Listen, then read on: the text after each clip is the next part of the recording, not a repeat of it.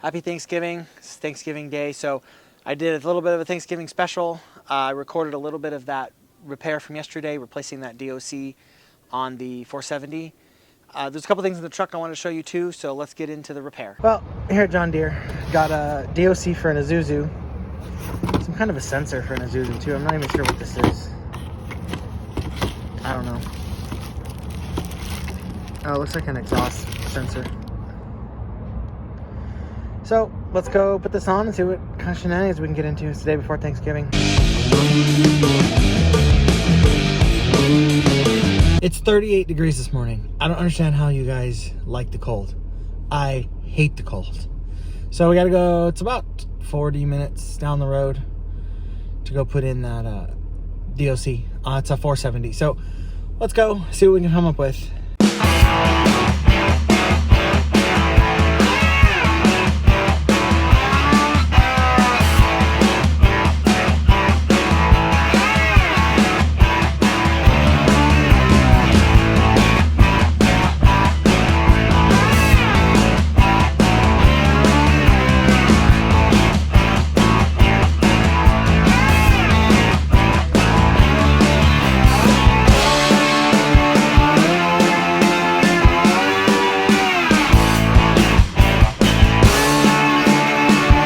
Alright, so what we got here is we got a John Deere 470 with an Isuzu engine.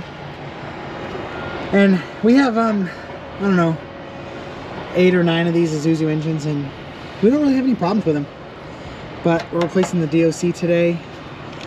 DPF was just replaced, so you can see this temp sensor. What happens is the substrate in here will slide or shift, and it bent this sensor, so this needs to be replaced.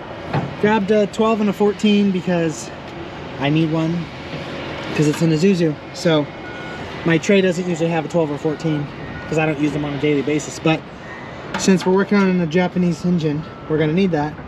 So looks like we got to take these bolts out here, maybe take this off here. I'll check in here in a little bit. Yep, I was right. These bolts here, 12 millimeter. Sometimes you realize you're doing something the dumb way. So I'm just gonna take this panel off and lift this whole thing out. It's way easier.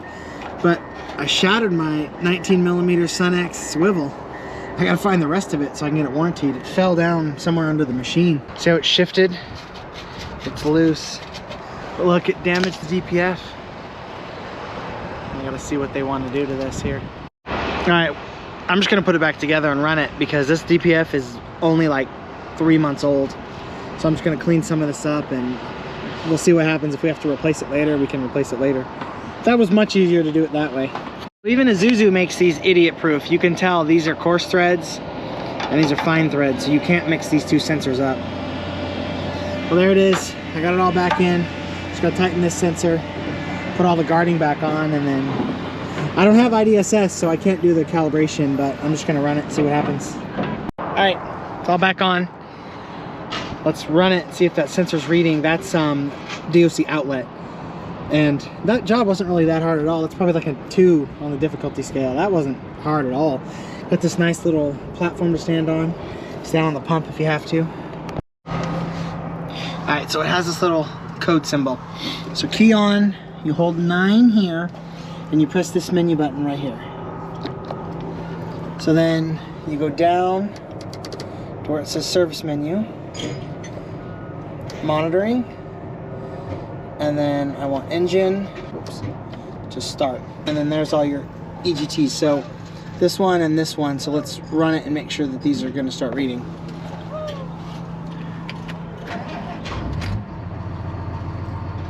Might take it a second for that one to start reading. Well, it's on the trailer. The code's still there. But I was talking to our other mechanic and he said that on these old Isuzus, you have to run it to get the code to clear, and I didn't know that. So I'm gonna go get me some lunch, and by the time I'm done, he'll probably be over to the new site, and then I'll just run it over there because it's got to leave right now. So it's good enough that it can leave, but it just needs to. Over here at the new job site, I followed the truck driver to the new job site, and both the sensors are reading. The light went out, code went out, so this one's good to go. First thing, the video that I did talking about this pick and these picks, that was a joke. I didn't really spend that much money on these picks. I think it was like $30 for both of these picks. Actually, I haven't used this one. This is like a longer, is it gonna focus there? It's like a longer one, but it's that new spoon style pick. But I've been using this one a lot. I actually threw this one in the tray, which is right there. Oh no, the tray's actually up there. And I've been using this thing a whole bunch. I like that it's long and it's got the little curly Q. And I like these older Snap-on handles a lot better. One of the things that I did that I wanted to show is, so I keep 2 of these kits. They're not the same. This one I actually made. This is just a cat box. I think I wrote the part number on it. It wore off. But the other one's just from the John Deere dealer. I keep it on the other side, but these are just O-ring face O-rings. And I just have the cat part numbers on here. I didn't write the John Deere part numbers yet. But I keep these around. That way I don't have to get the big kit out. But what I did is this is actually one of the old John Deere ones, because we don't refill these. They're just cheap enough that I just get new ones and then backfill the O-rings. But I had this extra kit I found. So what I did is I filled it with O-ring Boss O-rings, because like I don't want to get the whole big kit out. I find myself like resealing the quick coupler valves a lot, and they're O-ring Boss and JIC, or O-ring Boss and O-ring face.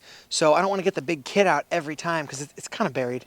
So, or maybe you got one O-ring Boss you got to change, and I don't want to get it out all the time. So I made a little O-ring Boss kit, and I just keep it right here with the O-ring face kit. But as you can tell, the boxes are different, so this one doesn't tend to fit.